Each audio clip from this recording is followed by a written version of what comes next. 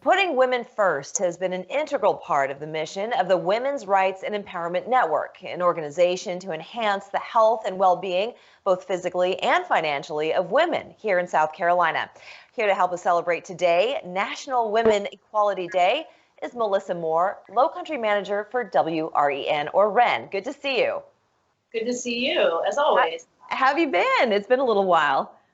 Hey, I'm living the dream over here. Right? Yes, as we all are, right? A little bit of a nightmare because we can't be in the studio together. But, Women's Equality Day, of course, is an extremely important day. 100 years ago, we celebrate the 19th Amendment. What does this mean for women today?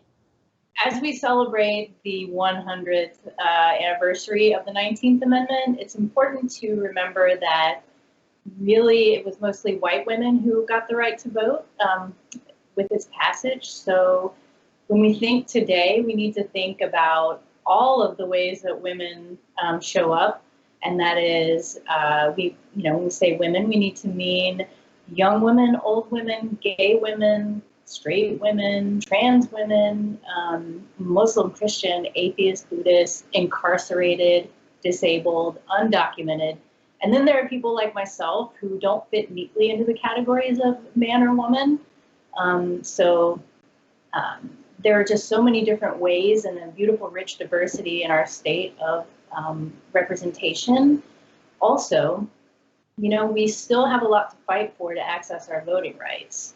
So women who are trans, undocumented, incarcerated, or disabled, they either don't have full voting rights or they can't fully access their right to vote. And how is that? Can you explain in what way? So, for example, disabled voters often face inaccessible polling places, broken equipment, or ill-prepared poll workers. Women who are incarcerated on felony charges can't vote. Undocumented women can't vote, even though many of them pay taxes and are deemed like essential workers. And not all trans women can vote with an ID that reflects their gender identity. These are just a few challenges, certainly not all. And of course, since the 19th Amendment was ratified, there were many, many years in between that it took a long time, decades, to attain further rights, whether it was equal pay, housing, contraception, and so forth. But maybe we could also talk about WREN's mission and why it was established here in South Carolina, what it has done for women here in South Carolina, and what you hope to see it do in years to come. Last week, we actually celebrated the signing of the Lactation Support Act. So really, that was one of WREN's top priorities in 2019 and 2020. The Lactation Support Act built on our success with the Pregnancy Accommodations Act to provide employees with break time and a private, clean space to express milk to feed their children. Big victory. It received unanimous bipartisan support. It was a wonderful boon to working parents in South Carolina because parenting is hard in and of itself, but when you're working on top of it, it's difficult. So we signed it into law last week and had a little Zoom party. But yeah, that's we have to celebrate our victories when they come, for sure. Yes, most certainly you do. Besides the summit that's coming up, and we'll get to that in just a second, but can you tell us what the next challenge, what the next hurdle you want to overcome as part of the Women's Rights and Empowerment Network? Sure. Well, COVID-19 and this public health crisis has really brought into sharp focus some lack of protections in the workplace. So some challenges that lie ahead are advancing paid leave for all. So we need paid leave for all. And in South Carolina, up to 1.6 million workers can be denied federal leave benefits. The emergency paid sick days and paid leave benefits that the Families First Coronavirus Response Act uplifted were enormous.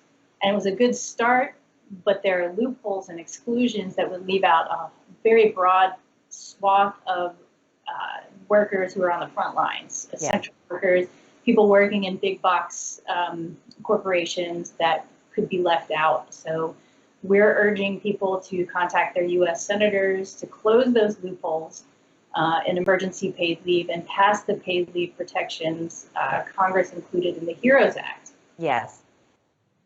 Our General Assembly is also working on the budget, so they're going to be back in session on September 15th. We need to make sure that people can stay in their housing, that people can receive unemployment benefits, that domestic violence agencies are able to get the funding they need to protect people. So there are so many things under consideration that we need to make sure get funded.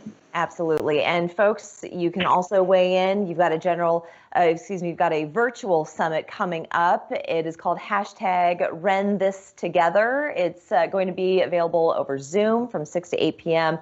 Session 1, Advancing Rights and Gender Equity in South Carolina's Workforce, Thursday, September 10th. So we're going to direct all our viewers to your site so they can stay updated and log on to that Zoom call. It's free, and it is definitely worth your while. Melissa, I want to thank you so much for joining us. Thank you. It's always a pleasure. And congratulations again. Okay, thanks.